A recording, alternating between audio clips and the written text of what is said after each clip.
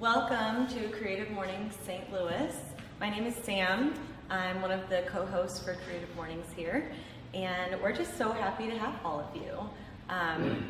Before we get started and introduce our speaker, I just want to give you a brief history of Creative Mornings and what we're all about.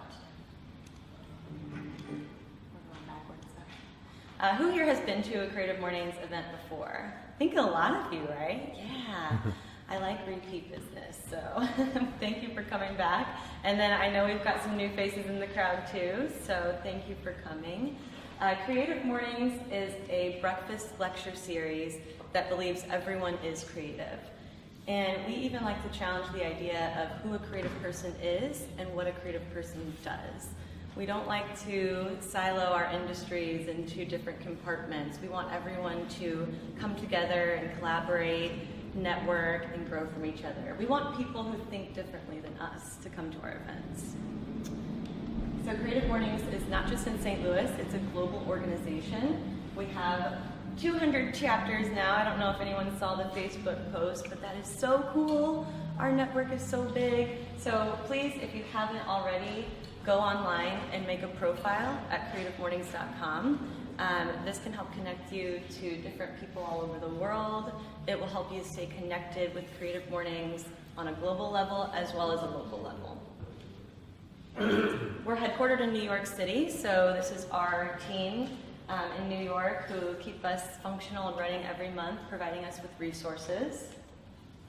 And one of the things that they do, which I'll speak a little bit about later, is provide us with a monthly theme in which we ask our speakers to kind of give us their interpretation of. And this month's theme, Inclusive, was chosen by Grand Rapids, which is really funny because I was just there.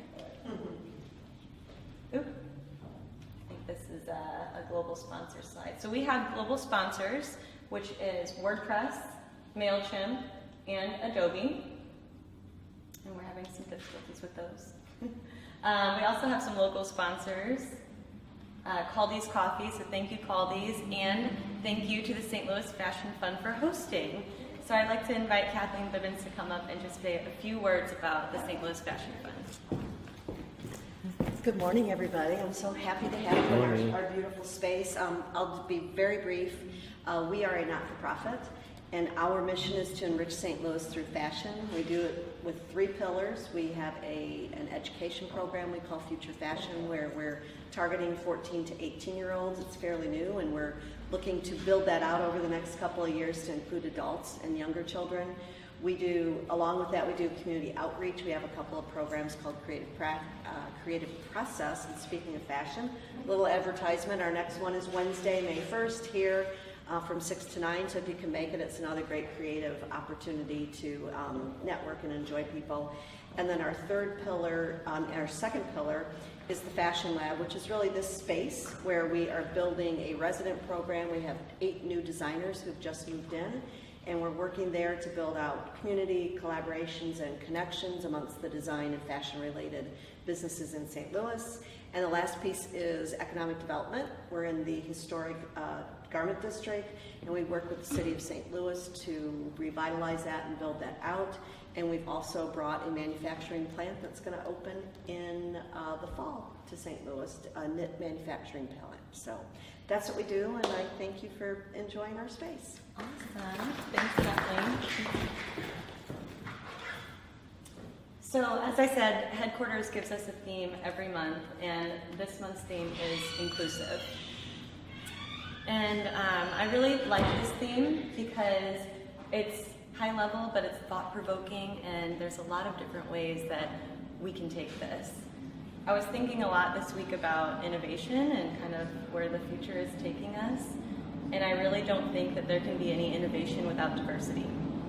And there can't be diversity unless there's inclusivity. So I think it's a really important thought for all of us as we're kind of advancing ourselves personally and professionally. So our speaker is a Ghanaian transmedial artist examining beauty and colorism, the politics of clothing, complexities associated with global trade, and the residual implications of colonialism in post-colonial West Africa and Western cultures. She received her BFA from Webster University, where she's currently an adjunct faculty member. She also has her MFA from Washington University and is currently working on her MA in Fashion Design and Business from Lindenwood. She was the 2016-17 Romer Bearden Graduate Minority Fellow at the St. Louis Art Museum, is the recipient of the 2018 St. Louis Visionary Award from the Emerging Artists, for Emerging Artists in St. Louis, and in 2018 received the Creative Stimulus Award by Critical Mass for Visual Arts. Currently, she is the inaugural curator in residence for the Center of Creative Arts. Please help me welcome Yvonne Osei.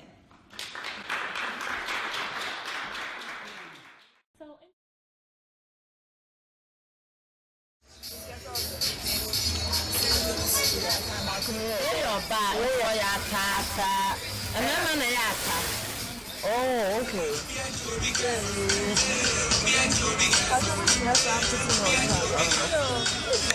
Very nice, yeah.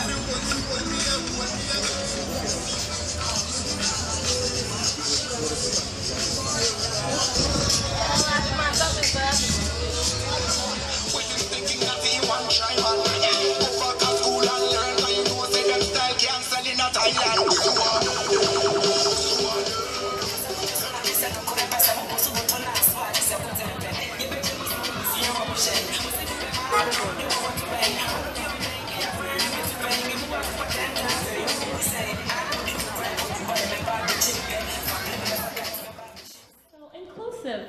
When you think of the word inclusive, you're thinking about something that's together, right? Something that is global, something that's incorporating, right? Full, in some sense. Something that's broad, embracing. But when you think of exclusive, you're thinking of something that's restricted, right? Something that's narrow, something that's very limited. What was interesting to me was to look at the verb, but also to research the noun of inclusive, which is inclusion. And one of the synonyms that I found with inclusion was the word embodiment. Over the past 10 years, I've been making sense of the word embodiment and what that means. To embody something is to really belong. The word body is also, fixed in the word embodiment. So you're giving it your all. You're, in a way, even deeper than being attached to it. You are one with it. And this is what the word embodiment is what I use to describe how I understood or experienced art in my own culture. I'm from Ghana. I'm specifically from the Ashanti Kingdom, which is located right in the heart of Ghana, in the central parts of it. What you're seeing here are men carrying an art object. That art object is the golden stool. In Ghana, in the Ashanti Kingdom, the people are legitimized by this object. What I mean by that is that there's a story that's told to us that the golden stool was conjured from the heavens. So it was actually brought down to the Ashanti people by a fetish priest. And the seat of the Ashanti Kingdom is because of this golden stool.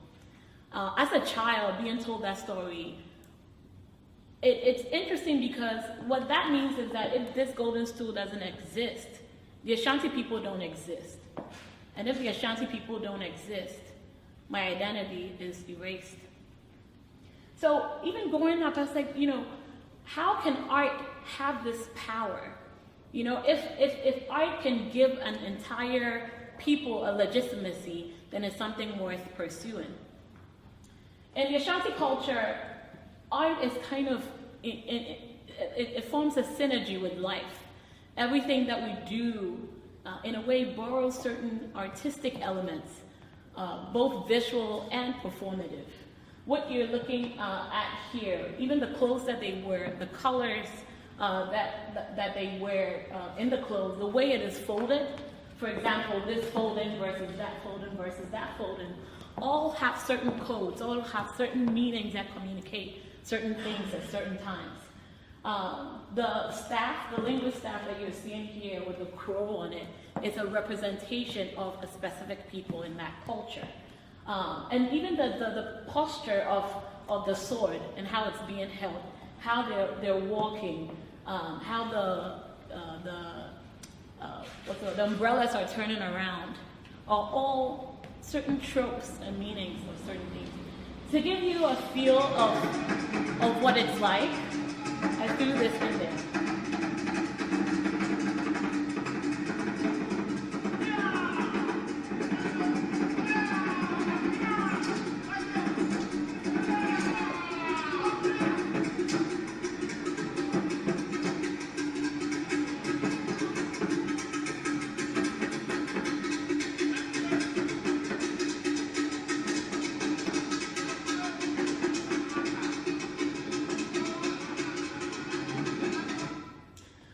I'm very influenced by this culture and the way art is, in a way, thought of or used to build up a society.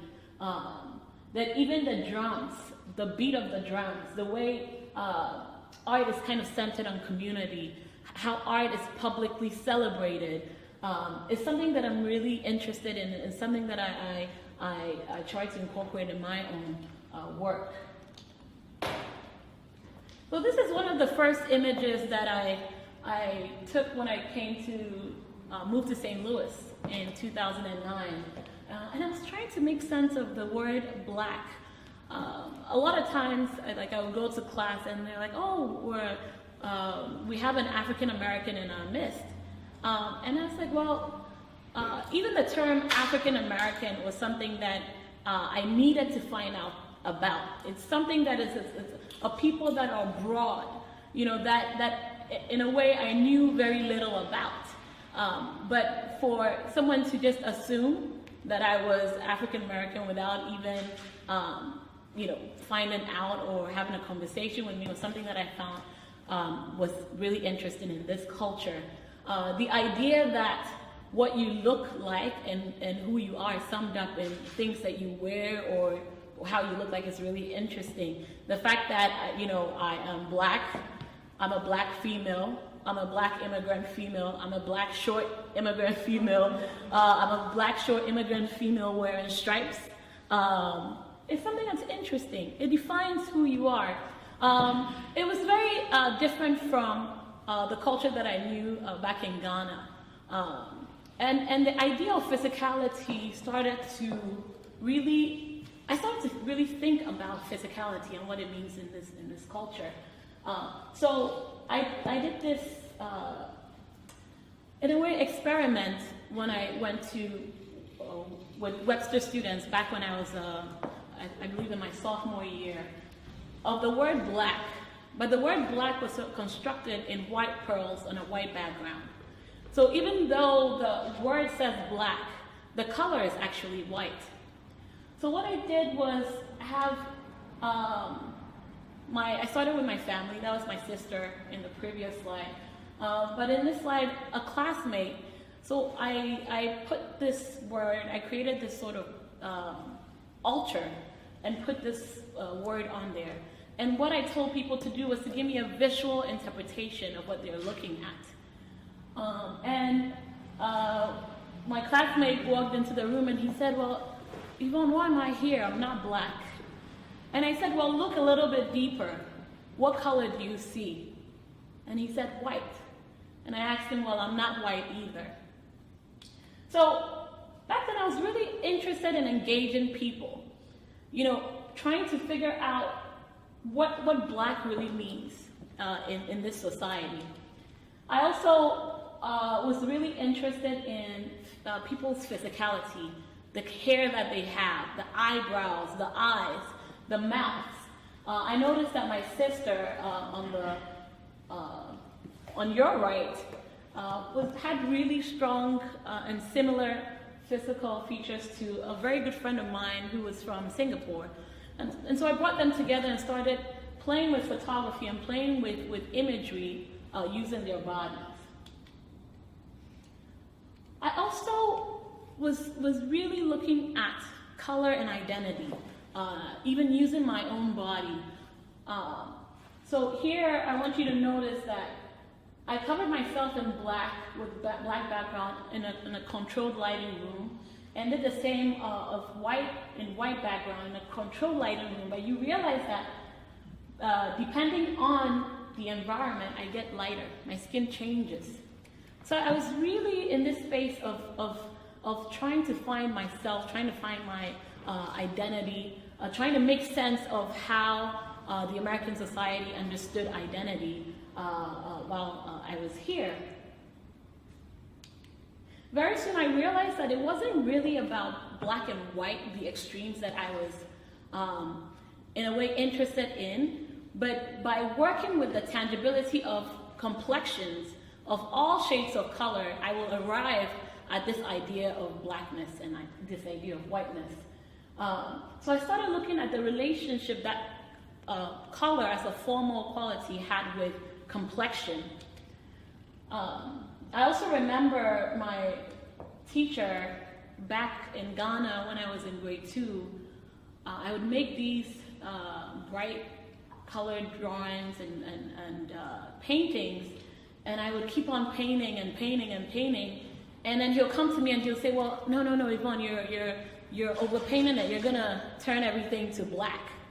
And so I borrowed that metaphor of color mixing and how it turns into a darker hue to talk about inclusion and to talk about, universality in a way. So what I did was, after the performance, I filled a room with these portraits of kind of the end product of the performance, where they're all turned into this kind of muddy color, but they still have their marks that have been made by their own skin through the mixing. But you walk into that room and then you almost feel like you just stepped into the movie Avatar, right? That all of them look so similar in a way. It's almost like, well, he totally knows her and he totally knows her, and they did this together. But in actuality, all those videos were taken at absolutely different times, and none of them know each other. So again, this idea of color shaping the way we think and our assumptions was interesting to me. I also remember doing this performance where I gave everyone in a room a color. So as you walked in the room, you would have yellow, and Samantha would probably have pink. And the only thing is for you to not walk out that room with the same color that you started with. So what that forces you to do is to interact and to make a mark on people's skins, to, in a way, merge these colors somehow. And this photograph and other photographs resulted in that activity. A group in Netherlands saw that image and was really drawn by this idea of influence, this idea of universality, youthfulness, because of the energy that has. They were called Global Growth Institute, and they were looking for a new branding. What logo do you think they went with based on this image? What do you think? Middle. The middle. Why do you think so? Because you can see that we're running two letters. Interesting. And colors. Anyone thinks otherwise?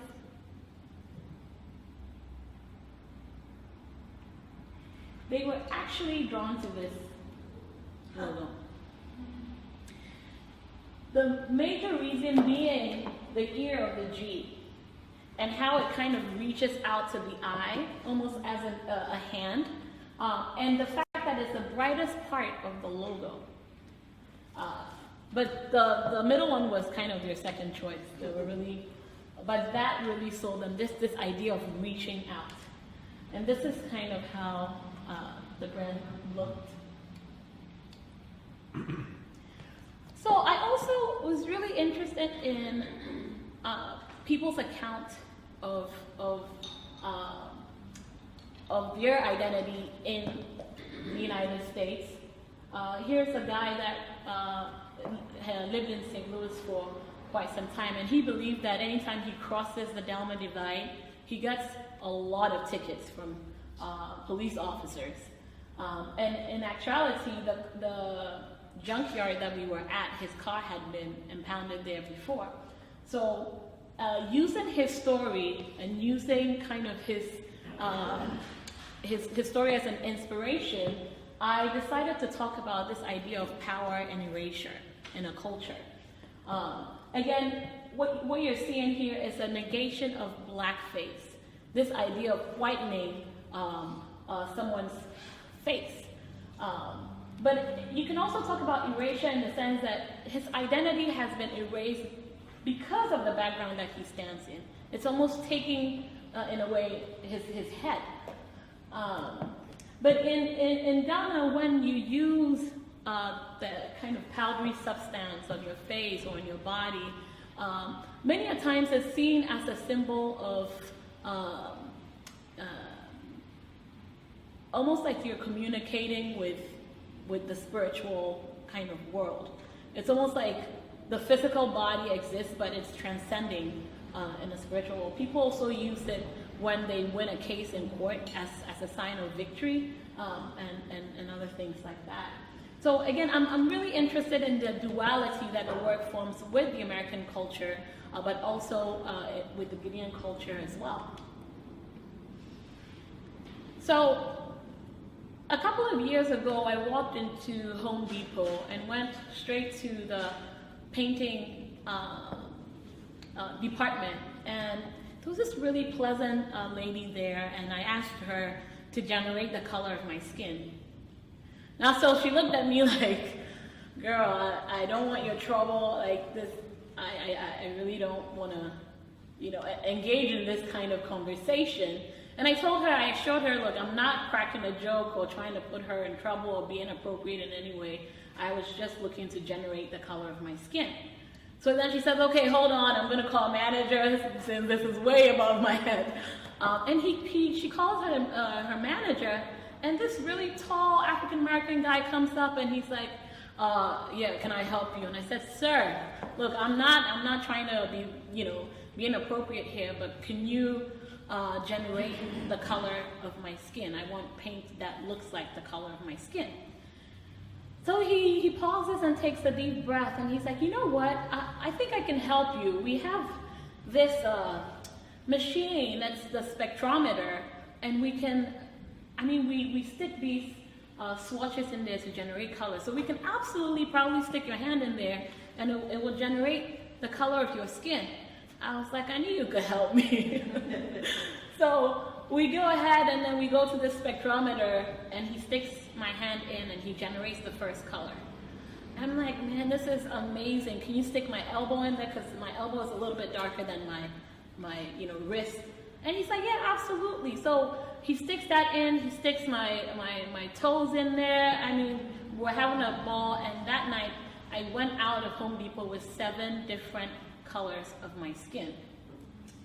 That activity actually led to this activity where I took their bare Pantone swatches, the colors that could possibly relate to a human skin, and went to, at that time I was at WashU, so I went to different parts of the campus looking for people to collaborate with. So you would meet me around school with these stacks, and I would ask you if you want to participate in a performance called Close Enough.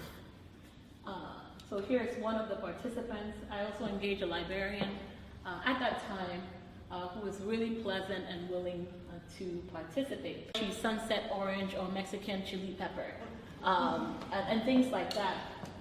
But what I did was I transformed, it was during a time where Mike Brown had been murdered in St. Louis, and I transformed my space into, without the people, if you came there, or well, I would say if it's inactivated without people, you think of it as a painting, some sort of minimalist expression, which is really common in the Western art dialect. But it's activated when someone stands in front of it.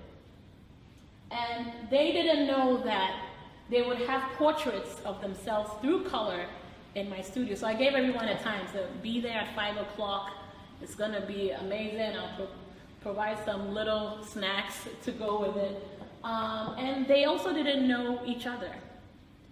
So I think the only two people that knew each other were these guys. But it was interesting to see how conversation starts and how people interact with each other. I really wanted interracial communication to happen in St. Louis during an atmosphere like because of what Mike Brown's killing had cost St. Louis.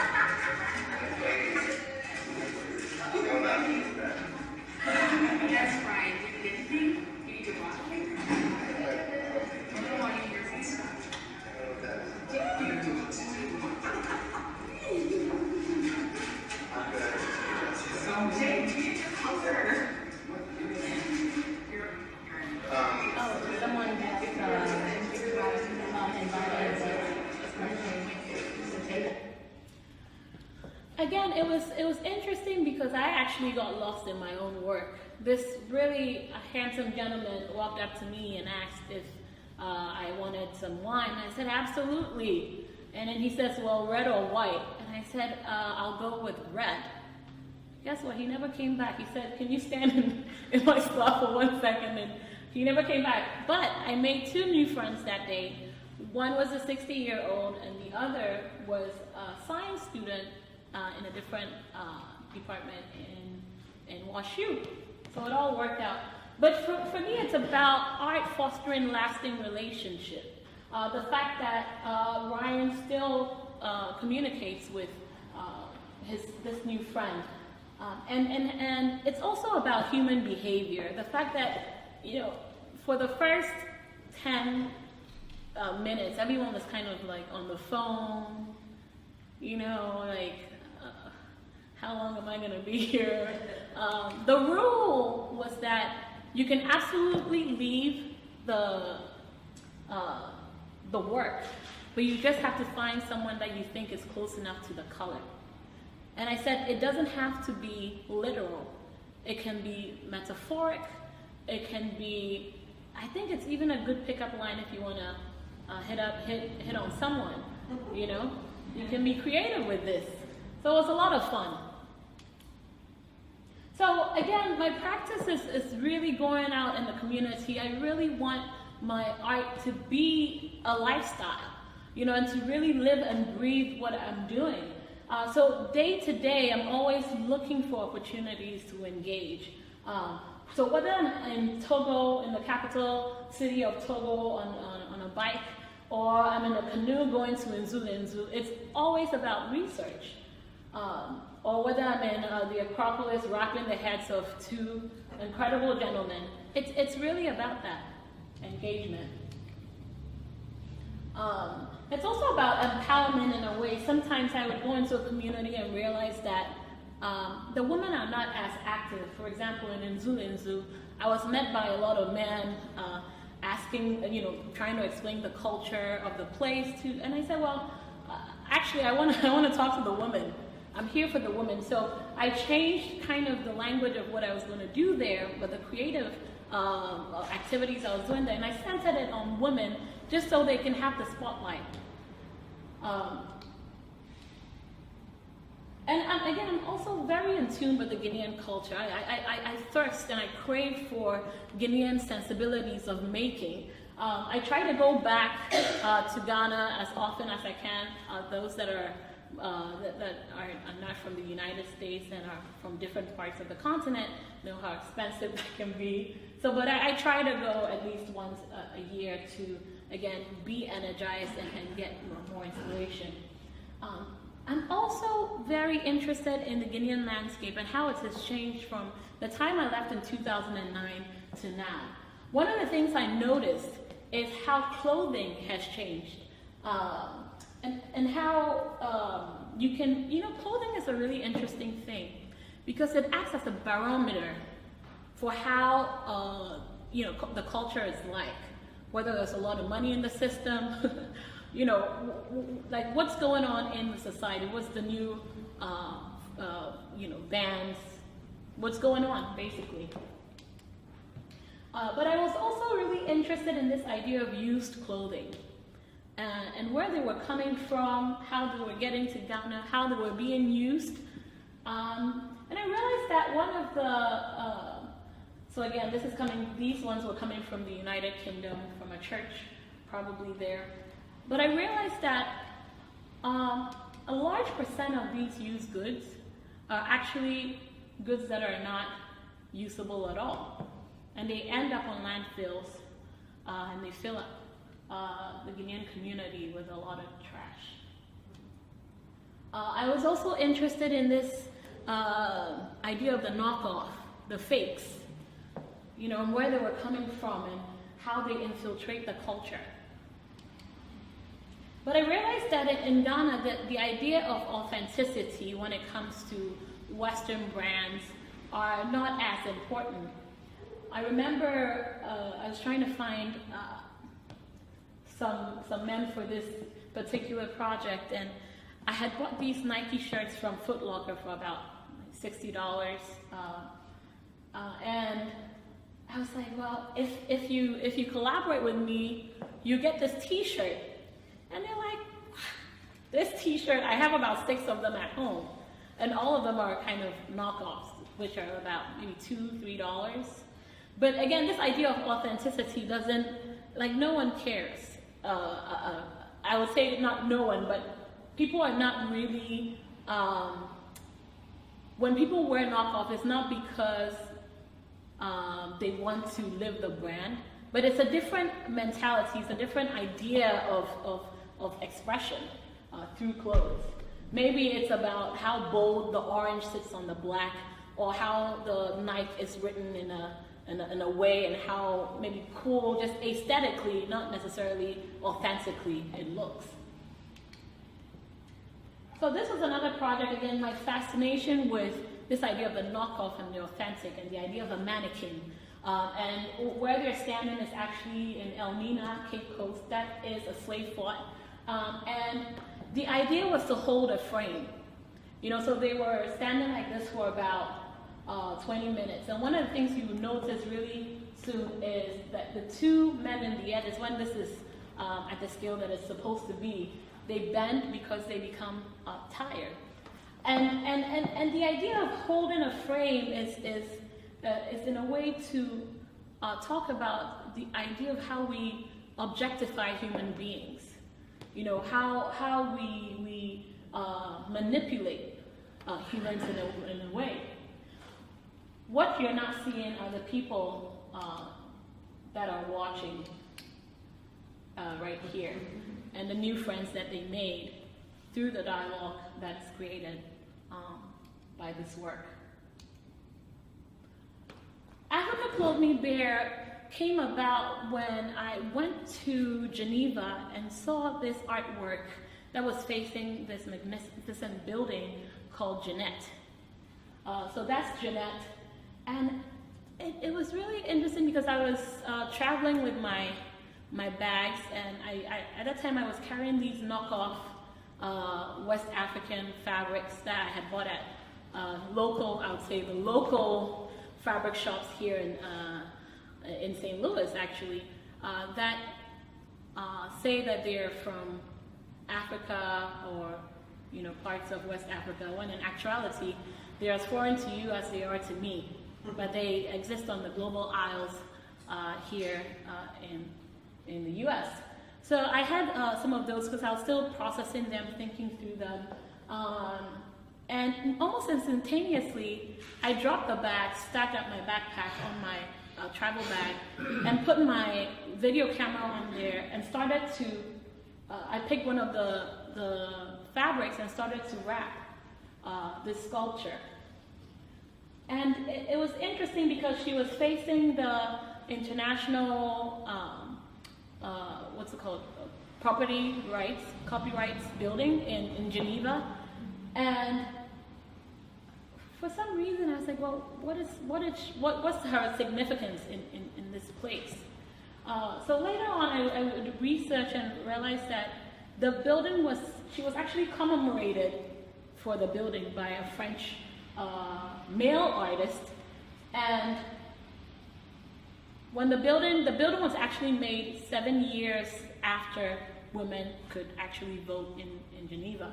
So I started to really think about, also look around and realize that a lot of these new female sculptures decorate museum fronts, water fountains, and are outdoor. The work is not really about nudity or nakedness, as much as it's about a flip in a power structure. The fact that I am a black female wrapping a white stoned or bronze female Caucasian sculpture. The fact that I have been told so many times that Africans are running around naked in Africa, and they live on trees and whatnot, and to come over here to see that happening through bronze sculptures in the streets of the U.S., but also in European countries, was something that was really fascinating. But also the legitimacy of nudity and its relationship to nakedness. What legitimized something as nude, as beautiful, and something as not, as bare. So again, going around really, and it's really about a sisterhood. It's really about, in a way, forming a relationship with this sculpture. And clothing is in a way a ritualistic thing to do. But clothing her, but also unclothing her, because I don't leave these sculptures clothed. Because I think it's important to see the sculpture clothed and unclothed to realize a break in the nudity and an establishment of nakedness. I threw this in there just to give you a sense of how these are wrapped. So this is in Madrid.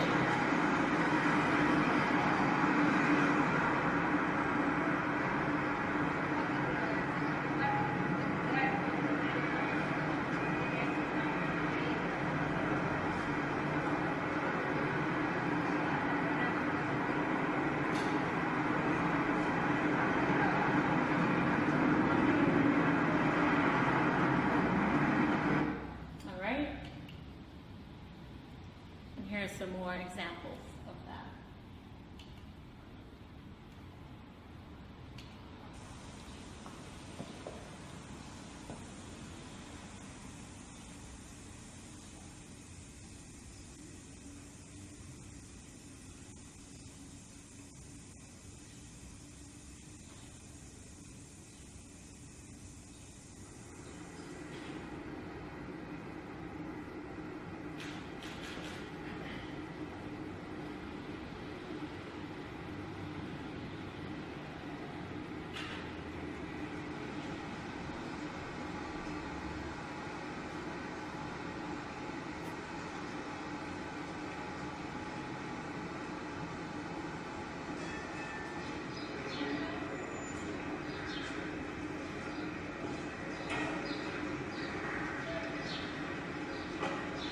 Sometimes I do get help from passerby.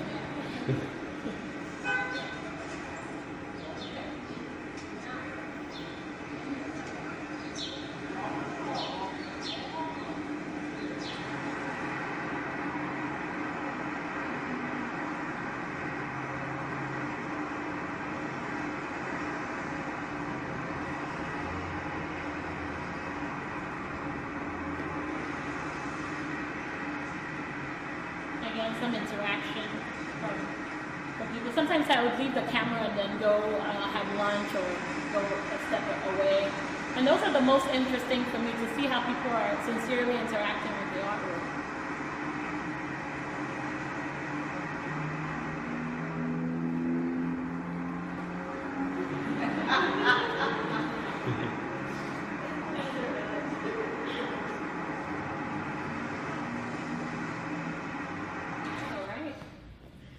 Skin, complexion, eyes, nose, mouth, I'm very fascinated with the variations in people. I think I've been saying this for a while now. Even sometimes the piercings that people have, freckles, moles, aging, curly hair, straight hair, kinky hair, are all really interesting to me. I always say that one of the things I find really amazing is when people blush, the reddening of the face. And I know it's not something that it's usually an embarrassing, situation, but it's really fascinating to me, just how people react to different things. But I'm also interested in the language of textiles and how textiles can act as a way of communicating. In this sense, it's acting as a way of marketing. But also I was thinking that wouldn't it be really interesting if we could wake up in the morning and be Mexican American through trousers and probably Chinese through a top, and maybe your cap can be made out of Rwandan, photographs of Rwandan skin. So what you're seeing here are different skins that have been culminated through photographs. So I have this thing where I just have a collection of photographs of different body parts that I have collected over my travels, and I'm that kind of person that would chase someone with pink hair down in the streets of Paris, or chase someone down because of a mole that they have. So it's and when I do approach you, please be kind. But yeah, it's really about wearing a different skin, experiencing the other in a way. It is about a celebration of humanity, but it's also a critique of how we've come to commodify different skins. So this series is called From Utopia with Love. Here's another aspect of it where, again, honoring the gap tooth. The gap teeth in Ghana is seen as a symbol of beauty. So this is a neck piece that I made out of teeth. It's called the Necklace of Laughter.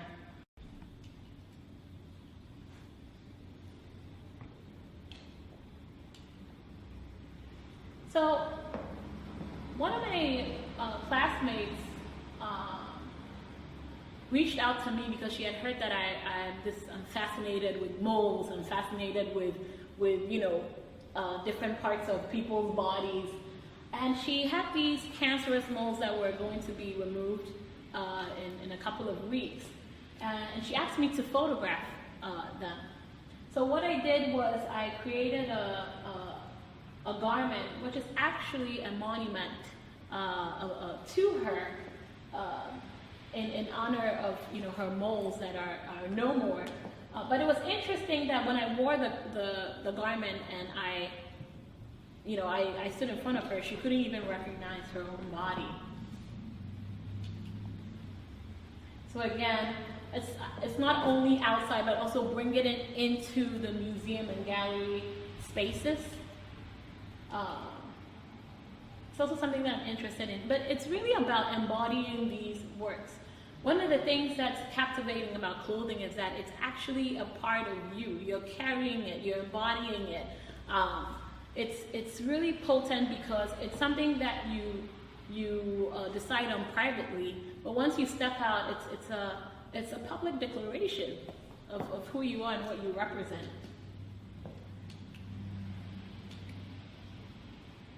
Okay, so I had a chance to also have an exhibition at Lawmeyer, and one of the things that the curator kind of honed in was to really bring the outside in, to have a form of familiarity with the collection and to create work based on that. But the thing with Lawmeyer is that as I walked around, I realized that I don't really have a connection with, I would say a personal or deep connection with most of the works. A lot of works are made by Western artists, a few African American artists there as well. But I started to, in a way, create my own language based on the works that were there. So for it was a 1-year residency. So for the first 6 months, I was taking photographs of almost everything. My feet on the park, walking around, someone drinking a Coca-Cola by the famous Tony Tassett eyeball. And I didn't know what to do with this archive of photographs. But then I realized that, well, if I see, for example, the Lieberman piece, and I see it as a blob of red, or I see this piece and I see it just for the shape and for the colors, I can subject these works into a language that I'm familiar with, which is making textiles out of that. So what you saw there was actually subjecting the space of the gallery into a form of pattern. I did similar things here as well, if it would allow me to click.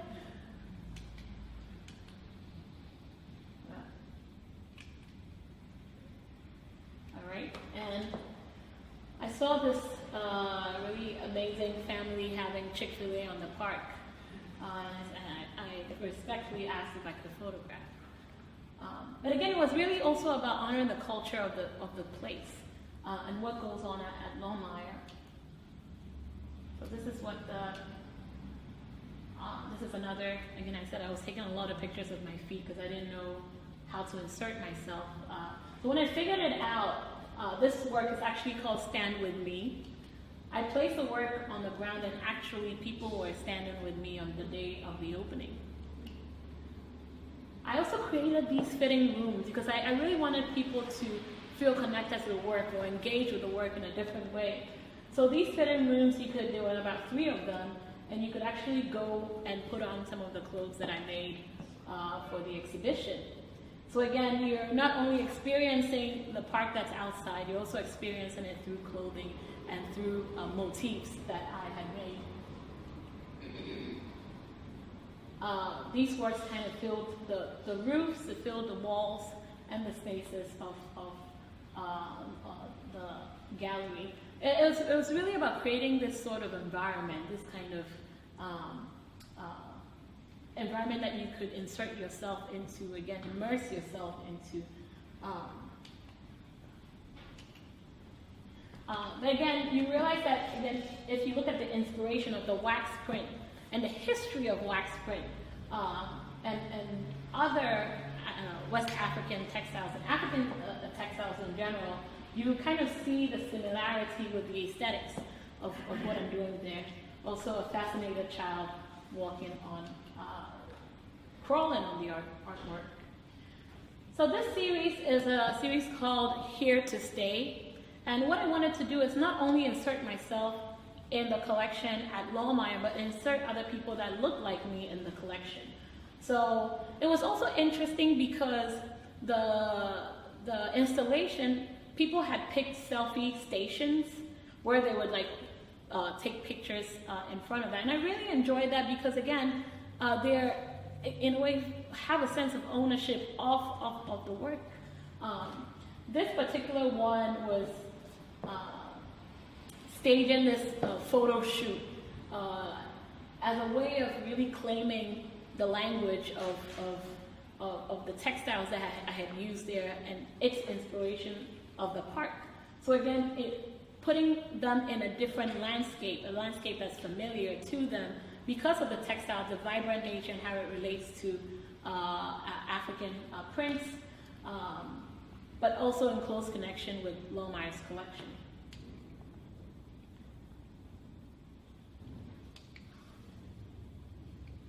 This is the final work I will be talking about. It's my most recent work, Who Discovers the Discoverer? And it's, I think, a very tautological question because the discoverer has to discover that discovered and has to discover that discovered. But in school, back in Ghana, I remember going through social studies classes and learning a lot about colonial history. But I was fascinated with one particular one of a guy named Diego Diaz-Ambuja, who came from Portugal. And they believe that in 1471, he stepped foot in Ghana, so he discovered Ghana, right? So what I wanted to do was to take up this idea of the Ghana schoolgirl. So I appropriated the Ghana public school uniform, which looks like what I'm wearing with the orange and brown, and set off to parts of Europe, specifically Portugal, to look for this guy called Don Diego de Azambuja, because I had some questions for him.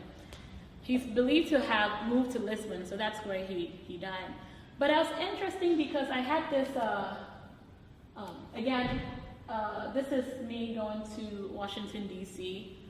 To ask questions and to, in a way, dissect colonial histories. I'll come back to this, but so I had this, is it a megaphone? Mm-hmm. And I was going around for 5 days looking for this Diego de Azambuja guy. It was shocking that no one knew him. Not even a No, this is something that we've had to, I mean, Diego de Azambuja, I know where he moved, what he built, he built a lot of, he built a major slave fort in Ghana that really was a highlight of sending a lot of slaves from Ghana to parts of the Americas. So it's interesting to me, but I'll play this. It just means I'm looking for Diego de Azambuja.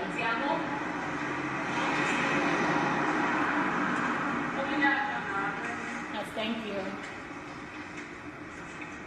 So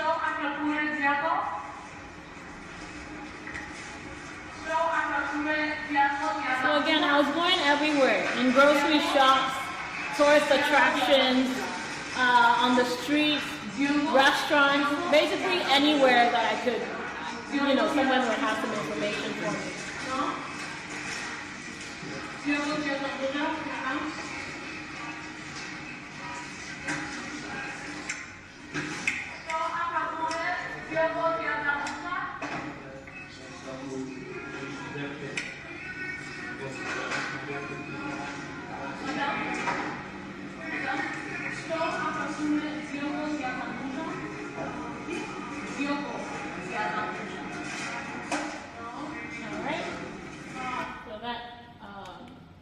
I'll just go back and just talk about this work. So the work that I did in France, in Paris, is it's called Briser la limite, breaking seals.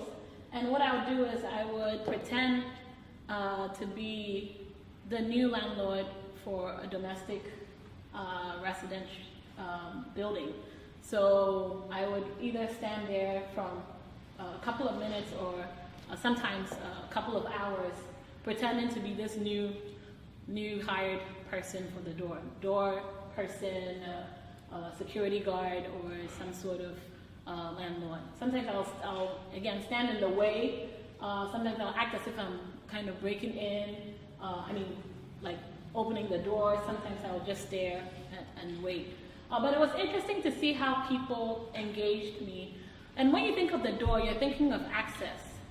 You're thinking of access to a space. One of the things that someone told me was that the thing that feels two temperatures are doors. What's inside, the temperature that's inside here is absolutely different from what's outside. So using the door as a metaphor for access was something that's really interesting to me. When you look at the term breaking seals, the seal of a door is what keeps it open and closed. But it's also breaking a seal of a document. Unveiling certain hidden truths that are on the inside that I'm trying to go in. So again, it's very metaphoric, but I want to tell you just a short story about this. I was laying there for, I would say close to 15 minutes, and I was hoping to lay there for a longer time, and these three French women came up to me and were like, oh, they're speaking in French, are you okay, are you okay? And I was like, oh, it's a performance. They're like, oh, okay. And there were other people that were like, oh, don't stand outside, come. I have an elaborate, he had this really fancy staircase. And he's like, you can take more pictures, like a swirl staircase. Like, you can take more pictures here. But there were also, there was one lady that was like, nope, I don't want you by our door. And again, it's really about engaging people and this idea of the other, you know, the Guinean schoolgirl in European, in a European country. But yeah, on that note, I thank you for coming. I know it's really rainy, so I really appreciate you all being here. Thank you.